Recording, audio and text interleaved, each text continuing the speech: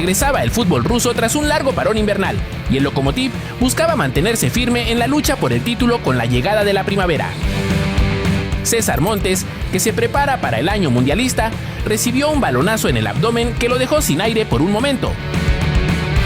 El colista de la tabla era el equipo que iba a empujar en el arranque, con opciones en pelota parada, pero retrocediendo metros en cuanto las locomotoras se pusieron a jugar en serio. La idea de juego no cambió para el equipo de Montes, al que no le incomoda la volatilidad y el caos en el partido que provoca su juego directo, centralizado en los jugadores con mayor talento. Ayudándose de una veloz reconversión tras la recuperación de la pelota, los atacantes fueron rápidos de mente para planear la jugada y dejar liberado a Dmitry Vorobyev, que inauguró el electrónico en la segunda parte de la temporada. La contestación de uno de los peores equipos de la liga no iba a ser efectiva, teniendo enfrente a especialistas en el juego aéreo como Montes, que conformaba una línea de 4 defensores que sabía cómo morder de forma efectiva a los jugadores que esperaban entre líneas. La presión era más agresiva de parte de los rivales, pero nada que no se pudiera manejar desde el fondo. Un pelotazo hacia la banda que parecía no ser prometedor lo rescató el extremo, pero cuando arrancaba hacia el área se encontró con una auténtica locomotora. Montes lo atropelló de forma limpia y lo dejó pidiendo las placas. Eran lapsos largos del partido donde el Lokomotiv jugaba en la mitad del campo rival, usando a sus centrales como lanzadores para poner el balón en movimiento con rapidez y no darle descanso a los vestidos de azul. Por supuesto, jugar con la línea defensiva tan adelantada tenía sus pros y sus contras. En los momentos en que el rival lograba liberarse de las cadenas, el recorrido tenía que ser rapidísimo para no exponer al portero a mano. El guardameta aparecía salvador para sacar las papas del fuego, pero le costó horrores a los jugadores del fondo reventar la pelota. A pesar de esta advertencia, las locomotoras sabían que tenían que encontrar un segundo gol que les permitiera manejar el juego con más comodidad, por lo que continuaron con este plan, mientras los centrales se volvían claves para captar los pelotazos largos y encontrar opciones por los costados. Esta manera de jugar la mantuvieron los moscovitas por varios minutos, pero con Batrakov bien marcado en la zona central, se les dificultaba tener esa chispa necesaria para romper bloques defensivos tan numerosos. Se estiró el campo hacia el final de la primera mitad. El enemigo apuntaba a las bandas y el equipo cerró el costado izquierdo para evitar cualquier sorpresa. Pero con lo que no contaban era que se quedarían con un jugador menos por la entrada de Rudenko, que significó su segunda cartulina amarilla. El partido dio un giro de 180 grados para las locomotoras, que tuvieron que sacar el colmillo para llegar al medio tiempo y reorganizarse junto con su estratega en los vestidores. Para cuando se volvió a mover la pelota, la realidad era que no se iba a notar la ventaja numérica para el Pari como se esperaba. La idea era mantener el 0 atrás, algo que en apariencia sonaba simple, pero que en realidad implicaba una coordinación impecable entre líneas. Aún así, el Lokomotiv decidió sostener un posicionamiento alto por algunos tramos del juego, una apuesta que parecía que si con 11 era arriesgada, con 10 era temeraria. Era un intento deliberado de evitar ser empujados hacia su propia área, de impedir que el rival instalara campamento cerca del arco de su portero. Terminó siendo una infracción del número 9 en el área, lo que le regaló la posibilidad al Pari de empatar. El cobro fue perfecto por parte de Olusegun. Sin embargo, el Lokomotiv sacó provecho a un tiro de esquina inmediatamente después, recuperando la ventaja tras la terrible salida del guardameta. Las locomotoras se sabían mejores que sus rivales tanto en lo individual como en lo colectivo, por lo que las jugadas más peligrosas las generaron ellos, aunque sin conseguir ese par de goles de diferencia que les permitiera respirar tranquilos. El cierre del juego estuvo marcado por un Lokomotiv replegado, aguardando los acercamientos de un conjunto con pocas ideas, pero que seguía siendo peligroso por el simple hecho de tener un jugador más en los alrededores del área.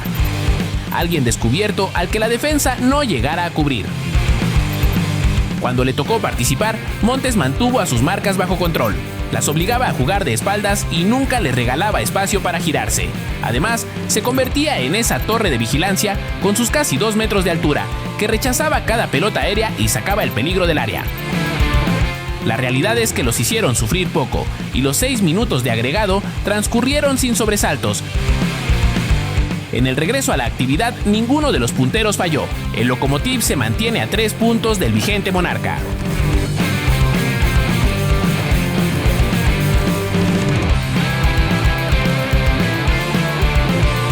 El Alfa Mega de Limassol fue escenario del duelo entre el AEL Limassol y el Apoel, correspondiente a la jornada 24 de la liga, donde el mexicano Guillermo Ochoa era el encargado de defender el arco. Un cabezazo frente al portero oriundo de Guadalajara abrió las hostilidades en el arranque del partido. El primer aviso visitante llegó temprano, pero Ochoa mostraba confianza en su primera acción. Después de ese susto inicial, el portero mexicano tendría más intervenciones para ayudar a su equipo a salir del fondo. Su labor se centró en distribuir el juego, haciendo pases largos para buscar a sus delanteros, o pasando el balón de un costado a otro para oxigenar la posesión y permitir que los leones respiraran ante la presión rival. El Apoel llegaba a pisar el área de Ochoa con cierta frecuencia, pero sin que estos intentos contuvieran mucho peligro. Eran pelotas que pasaban cerca del arco o simplemente llegaban solas a los guantes de Paco Memo. Es así que el guardameta mexicano no podía perder la concentración, pues aunque la actividad no representaba un riesgo inminente, sí permanecía constante en los alrededores del área. Esa sensación de amenaza latente, de que en cualquier momento una jugada aislada podía cambiar el rumbo, obligaba a Ochoa a mantenerse en alerta máxima. Los delanteros del Apoel merodeaban su zona, los balones divididos caían cerca y los centros buscaban alguna desviación afortunada. El portero sabía que en el fútbol muchas veces el peligro no llega con estruendo, sino con un silencioso acecho que de descuidarse podría detonar en cualquier momento y convertir una jugada inocua en un gol. Al minuto 39, un balón a profundidad dejó a Daniel Mancini frente a Ochoa, quien cruzó la pelota para perforar la red. Aunque por el ángulo de tiro, el mexicano no debió permitir que la redonda se colara al fondo.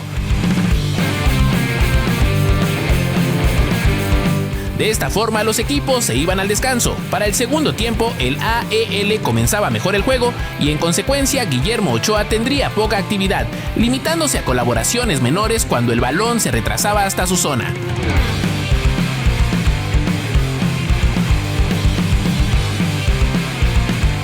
Al minuto 57, el AEL daría el golpe contundente, pues a través de una falta frontal, Leon Atelm ejecutó un escopetazo de tiro libre que hizo bailar a las redes. Cuando parecía que el partido se inclinaba a favor de los Leones, llegó la respuesta del conjunto visitante, con una proyección que concluyó David Abagna al estirar la pierna, donde Ochoa nuevamente pudo hacer más, ya que la pelota iba directo a él. El AEL buscó la pelota y ser más ofensivo, llevando más hombres al ataque, aunque esto lo comenzó a resentir atrás, ya que los huecos que dejaban, el Apoel los utilizaba para posicionarse rápidamente en transiciones vertiginosas que ponían en aprietos a la defensa local. Es así que al minuto 80, un descuido en la zaga permitió que Stefan Dragic bajara la redonda y se acomodara para perfilarse, soltando un disparo seco que venció a Paco Memo y amplió nuevamente la ventaja visitante. Los últimos intentos fueron un grito desesperado del AEL por tratar de acercarse en el marcador. Recurrieron a pases largos y centros al área para buscar algún remate que les diera esperanza. Esto también le convenía al Apoel, pues sus espacios al contragolpe también se abrían, como ya habían demostrado con anterioridad, generando una peligrosa dualidad. Fue así que al minuto 88 llegó la oportunidad por medio de una falta que fue traducida en penal. El árbitro señaló la pena máxima tras una revisión. Desde los 11 pasos, Sergio Conceição tomó el balón para batir al portero con un disparo ajustado, acercando a los locales en el marcador. Aunque la última advertencia la hizo el Apoel, con una descolgada que terminó peligrosamente en el costado de la portería de Ochoa. Con este resultado, matemáticamente, ya no podrían pasar a la ronda de campeonato, sino que solo les alcanzaría para entrar a la ronda del descenso.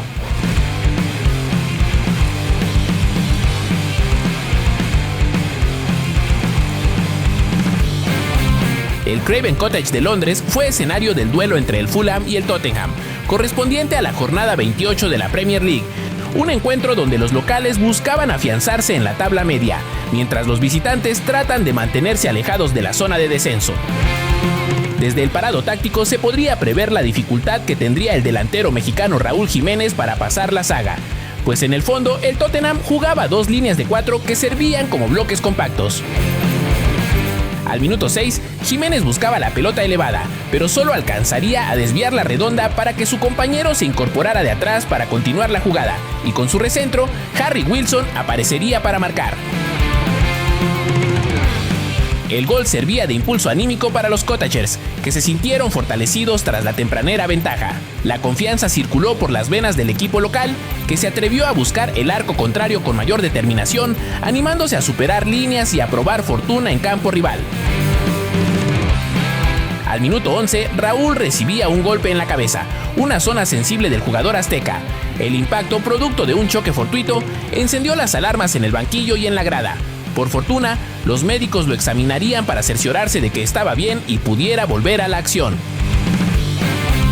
Una vez se reanudaba el juego, volvía a espesarse el ritmo dentro del rectángulo verde, ya que los equipos se neutralizaban en medio campo en una batalla táctica donde ninguno cedía terreno. Aún así, existían algunas jugadas en el área, como la del minuto 18, donde el balón terminaba raspando el palo en un aviso que mantuvo en vilo a ambas aficiones. El mexicano, en su labor de futbolista todoterreno, bajaba para ayudar a los suyos con los deberes de la recuperación, apareciendo en zonas impropias de un delantero para robar balones y cortar jugadas. Además, era el jugador que servía para las transiciones, siendo buscado por sus compañeros cuando debían cruzar el medio campo. Al 33, Alex Iwobi se combinaba con Harry Wilson en una pared rápida y a la mínima ventana que abrieron, Iwobi soltó el derechazo para encajarla al fondo de la portería. Más tarde, Jiménez se distraía y le regalaba un tiro de esquina a los Spurs cuando pretendía regresarle la pelota a su portero, aunque fue un error menor, ya que posteriormente se iban al descanso con un marcador favorable que invitaba al optimismo. En el segundo tiempo, a Raúl se le presentaría una opción interesante dentro del área. Después de un tiro, el portero Guglielmo Vicario por poco concedía el rebote, pero el arquero supo corregir a tiempo y atrapar la redonda antes de que Jiménez pudiera empujarla. Más tarde, Jiménez robaba una pelota en medio campo, iniciando una transición prometedora con espacios por delante. Sin embargo, el potencial se esfumaba cuando la jugada terminó en la orilla de la cancha. En esta parte, el Fulham lucía mejor, mostrando solvencia, teniendo más tiempo la pelota y consiguiendo que sus jugadores avanzaran de frente al arco. Así, al minuto 52, Emile Smith Rowe conducía de cara al arco con espacios y opciones por delante. Cuando pudo cederle el honor a Jiménez de completar la jugada con el mexicano mejor posicionado, decidió hacerla solo. El Fulham estaba encontrando más espacios a medida que el Tottenham se estiraba en busca del descuento. Esta circunstancia abría oportunidades a los Cottagers, que veían cómo el partido se volvía más transitable. Raúl volvía a encontrar una opción con un remate, pero un defensor se interponía para impedir que la trayectoria de la pelota fuera al arco.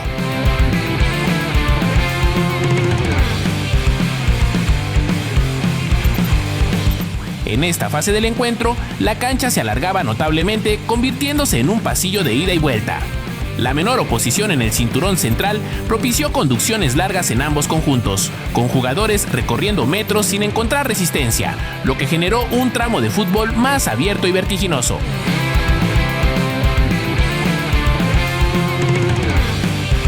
Pero fue al minuto 64 cuando el Tottenham encontraría el gol, aprovechando un centro preciso que completó Richarlison con un testarazo. Aunque también el jugador brasileño sería amonestado por una agresión contra Iwobi en la misma jugada, un acto de frustración que pudo costarle caro.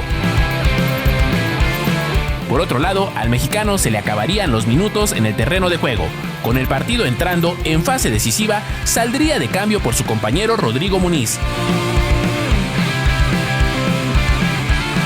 Sin embargo, el marcador se mantendría igual hasta finalizar el encuentro, con un Fulham que supo administrar su ventaja y un Tottenham que no encontró la fórmula del empate. Con este resultado, el Fulham se queda en el 9º lugar de la tabla con 40 unidades.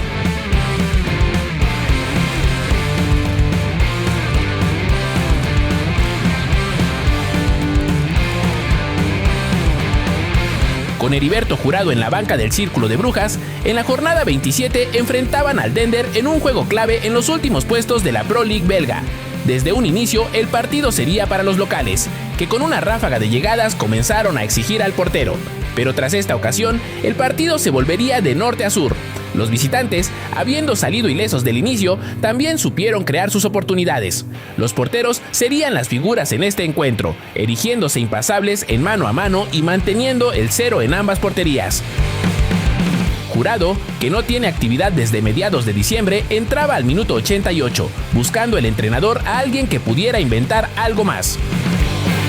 Su primera acción fue defensiva, quedándose con un rebote y saliendo de su área para terminar con el peligro. Mohamed Verte se abrió espacio en la frontal y cerca estuvo de hacer un golazo, pero terminó abollando el travesaño. Jurado aparecía a la margen en la disputa física por el balón en el medio campo, esperando la segunda jugada para poder ponerlo a ras de césped.